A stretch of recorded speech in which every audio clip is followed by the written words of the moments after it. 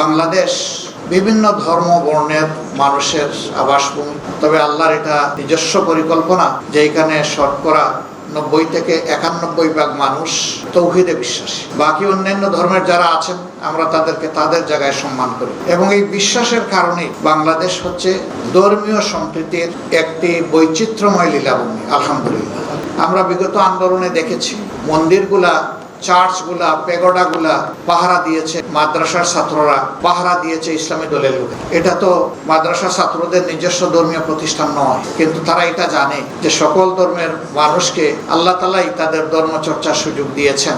তবে আল্লাহ সঠিক রাস্তা কোনটা সেটাও বলে দিয়ে, কারো উপর কোনো ধর্মের কোনো জবরদস্তি চালানোর কোনো এখতিয়ার আল্লাহ কাউকে দেন।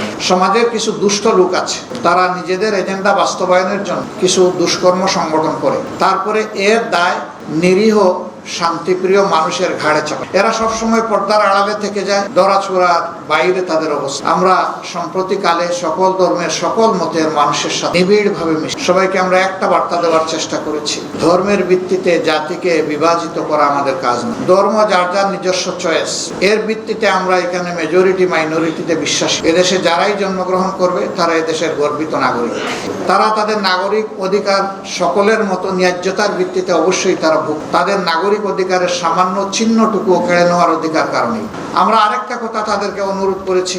দীর্ঘ অর্ধ শতাব্দীর ঊর্ধ্বে হয়ে গেল বাংলাদেশ স্বাধীন হয়েছে। এই দীর্ঘ সময়ে যারা কুমতলব হাসিলের জন্য বিভিন্ন ধর্মের মানুষের উপরে, জীবনের, ইজ্জতের, সম্পদের উপরে আক্রমণ চালিয়েছে, আপনারা দয়া করে তাদের নাম খুলাসা করে দিন। আপনারা সাদাকে সাদা বলুন, কালোকে কালো বলুন, তাহলে কালোরা সাদা এপ্রন গায়ে দিয়ে সমাজে আর বিচরণ করতে পারবে না, তারা সমাজের কাছে ধরা পড়ে যায়। আমরা তাকে স্পষ্টভাবে তাদেরকে এটাও বলেছি, সেই কালো ব্যক্তিটি আমি হলে আমার নাম বলে দেন, কোনো অসুবিধা নেই, সমাজ আমাকে চিনে ফেলুক। আমরা প্রত্যাশা করব আগামীতে কোনো অন্যায়কে কেউ বরদাস্ত করবে না এবং কেউ আড়াল করার চেষ্টা করবে। যদি বরদাস্ত করে, আড়াল করে, তাহলে এই দেশে সুস্থ সমাজ এবং সভ্যতা গড়ে ওঠার কোনো সম্ভাবনা নেই। এটা বারবার লঙ্ঘিত হবে, বারবার বাধাগ্রস্ত হবে এবং জাতি বারবার পথ হারাবে। একটা জাতি আর কতবার পথ হারাবে? কতবার আমাদেরকে উচ্চ মূল্যের রক্ত ঋণ পরিশোধ করতে হবে? সম্প্রতি আন্দোলনে কম বেশি হাজার খানেক যোদ্ধা অন্যায় সত্যের বিরুদ্ধে, বৈষম্য এবং স্বৈরতন্ত্রের বিরুদ্ধে লড়াই করে তারা দুনিয়া থেকে বিদায় নিয়েছেন। আমি তাদের প্রতি গভীর শ্রদ্ধা নিবেদন করছি। আল্লাহ তাআলার দরবারে তাদের ন্যায্য পাওনা আমি কামনা করছি এবং উত্তম পাওনা কামনা করছি। যারা আহত হয়েছেন তাদের সুস্থতা কামনা করি। আমাকে সংবাদ মাধ্যমের বন্ধুরা মাঝে মাঝে জিজ্ঞেস করেন, আপনাদের দলের কতজন শহীদ হয়েছে?